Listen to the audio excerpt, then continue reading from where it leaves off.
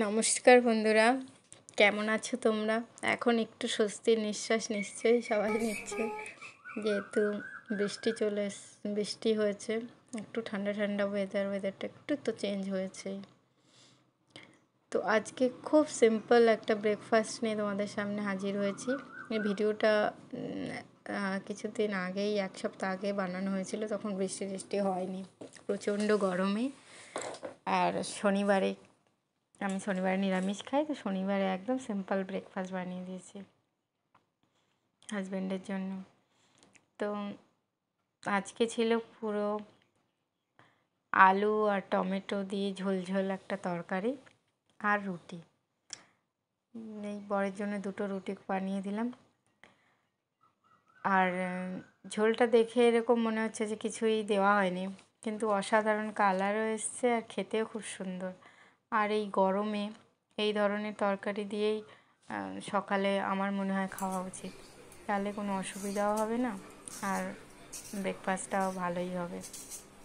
হ্যাঁ, আজকে আমার একটু দেরি হয়ে গেছে, তো শুধু আলু দিয়েই বানিয়েছি, নাহলে এর মধ্যে আরও সবজিও অ্যাড করা যেত।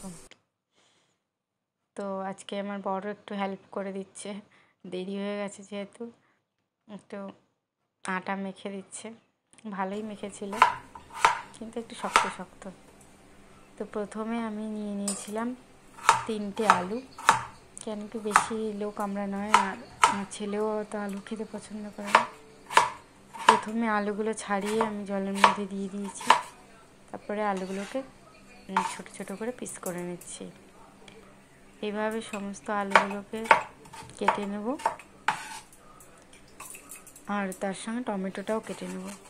কিন্তু টমেটোটা দেখো, আমি এই মাঝখানের এটা বাদ দিয়ে দিই, শক্তটা, কেন কি এটা নাকি খাওয়া ভালো না।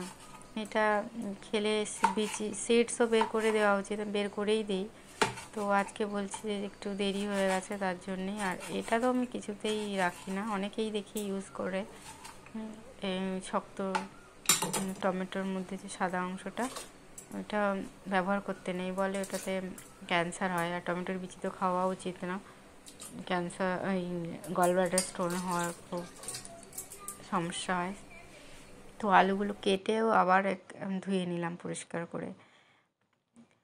তো এবার কড়াইটা গরম হতে সামান্যই দেখো তেল দিয়েছি, তার মধ্যে 2টো শুকনো লঙ্কা ফোড়ন দিয়ে দিলাম,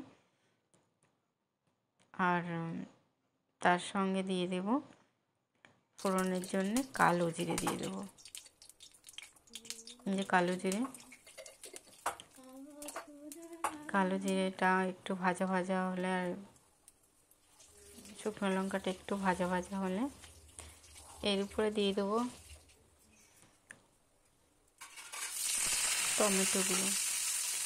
টমেটোগুলো একটু নেড়ে নেব।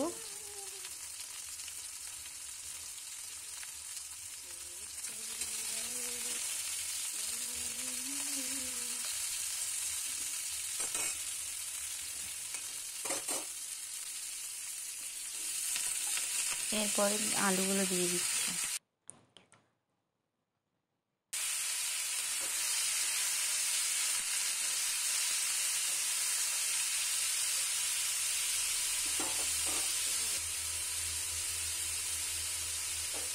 এইভাবে বানিয়ে দেখো, সত্যি বলছি ভীষণ ভালো লাগে খেতে।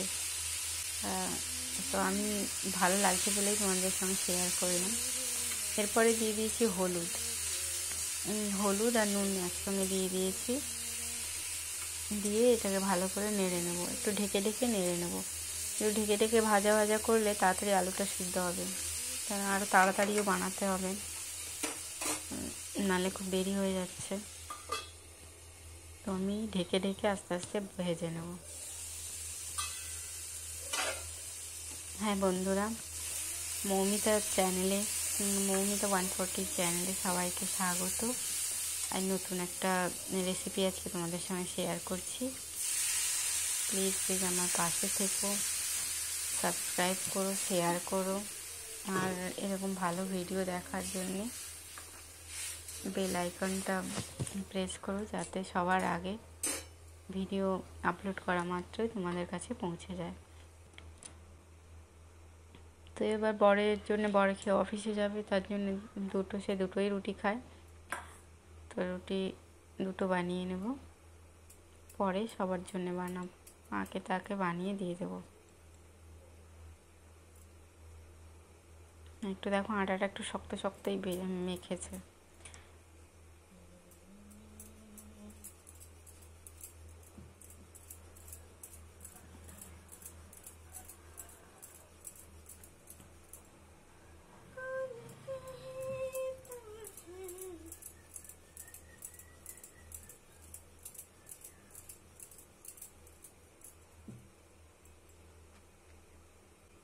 রুটিটা খুব পাতলা করেই বেলে নিয়েছি। তাওয়াটা গরম হয়ে গেছে, এবার রুটিটা দিয়ে দিয়েছি। তো আর একটা রুটি বেলে রেখে দেবো।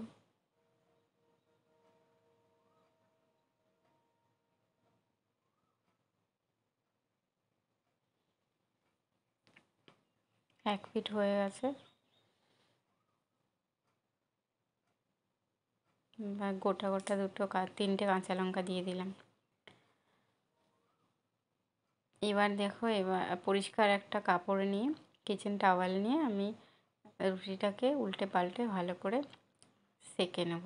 দেখো রুটিগুলো কিন্তু একদম ফুলেছে ফুটবলের মতন। আর আমার বর একটু এরকম কড়া কড়া রুটি পছন্দ করে, ভালো করে সেঁকে, একটু পোড়া পোড়া রুটি, তন্দুরি টাইপের। আলুর তরকারিও মনে হয় একটু হয়ে এসছে, দেখে নেবো আলুগুলো সিদ্ধ হয়েছে কিনা। তো খুব দেরি হয়ে যাচ্ছে বলে আর আলুটাকে ঘাঁটারও সময় পাচ্ছি না।